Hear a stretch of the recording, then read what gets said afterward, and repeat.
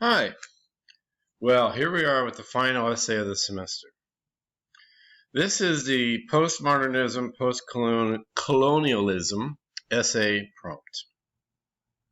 Choose one of the following topics and construct an argumentative essay based on research and your own close reading of the primary text. Okay, so as before, please choose one of these questions.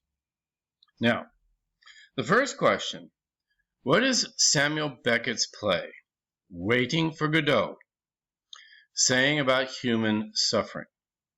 What is it saying about possible salvation? So, I mean, if you've seen the play, or hopefully you've read the play by now, of course, you know that it's a complex issue, no question about it. You see the characters on stage talking quite a bit about suffering.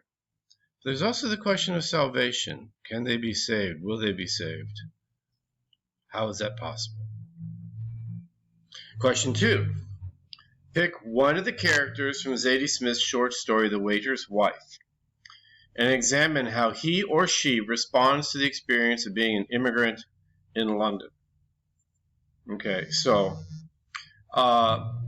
The Waiter's Wife is, of course, a, how should I put it?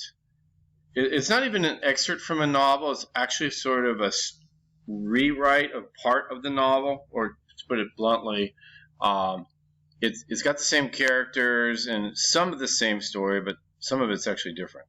So if you've only read the novel, you might get thrown if you don't read the short story itself. Okay. Now, make sure that you read the short story and pick one of the characters who's an immigrant. Okay, there is one native-born English person.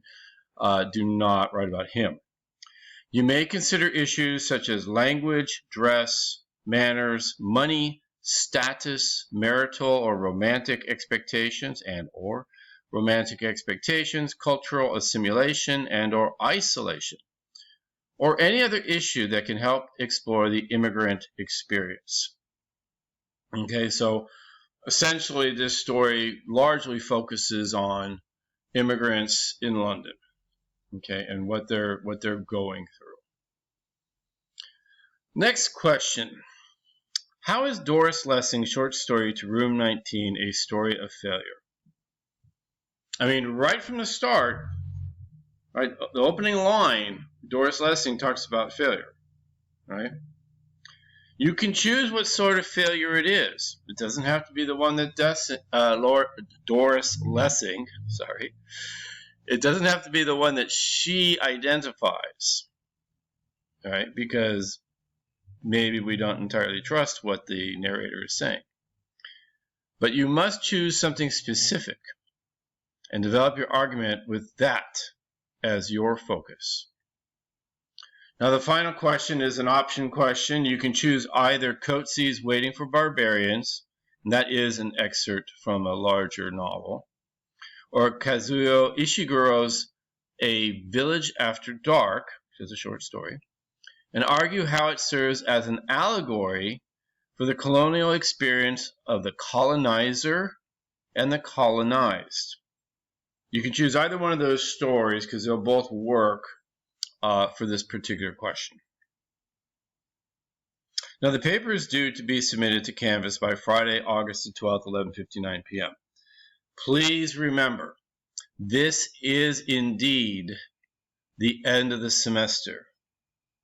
Don't be late. If you have some legitimate problem, like you've been carted off to the emergency room or something like that, then you will simply have to take an incomplete. If you don't have a legitimate excuse, you will just simply take an F. Okay, so let's make sure we're on time. Use correct MLA documentation as described in the MLA for Literature class handout. Some of you are still kind of funky on that one. And the current MLA handbook, should you happen to have that handbook. And of course, there are a lot of online resources, some of which are good and some of which are not so good. So be careful about that. Remember, the MLA handbook is currently in the 9th edition. Be sure to include a word count at the end of your essay. Remember, you must meet minimum requirements, including word count, sources, and subject. All right, so no writing about something that is not here on the prompt, okay?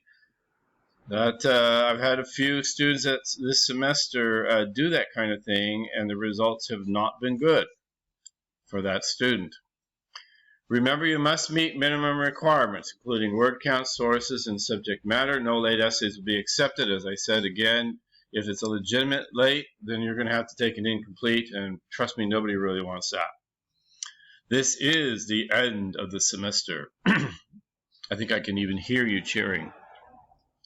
Now, the minimum requirements for this is basically the same as we've been doing all semester, 1,000 to approximately 1,400 words. Citations from at least 4 different sources. One of the sources must be the primary text. 2 sources at least must be from scholarly works, such as peer-reviewed journals or university press books. Dissertations are also considered a scholarly work if you want to use those. The 4th source can be a source of your own choosing, but must be a credible analytical source in its own right. I've seen a little sloppiness on some people's part in terms of picking up additional sources. Just a Google search doesn't always get you something good, folks. I hate to break it to you. All right? That's why I have the requirement for peer-reviewed materials. If you Google search to somebody's blog on WordPress or some other such thing, it may or may not be good. And if it has a pseudonym, for example, in other words, the person's not even putting their own name down, I would stay away from that. I just would stay away from that. Also, sometimes I have students doing searches that pick up student work in other classes at other schools. You should be wise enough to know that you should not use that. Okay. So make sure all your texts are good texts, right? It's just like a trial, right? The ability of a prosecutor to get the verdict of guilty depends a great deal on the evidence that they present, right? You present shoddy evidence, you're not going to win the trial. Please remember that primary texts only count as one source. Okay, even if you take multiple materials from it, such as Greenblatt's editorial materials, which is fine, go ahead and use it, please. That's why we use our book. But that doesn't count as one of those other sources. That still counts as your primary text. And of course, as I always like to point out, you may have more than these 4 sources. Always think that you can do more. MLA format and presentation and documentation, including correct works cited, that's already been said. Now again, please, if you have any questions about this material, do not hesitate to send me an email or a message in the Canvas inbox system. I check these every day. If we need to talk on Zoom, please get a hold of me and we'll try to set up a mutually convenient time. I love to talk to you guys. It's one of the things I hate about the online experience is not being directly connected to students. So honestly, I really look forward to having a conversation with my students on Zoom. It's very, very much something I miss being in person. Okay, well, good luck. See what happens.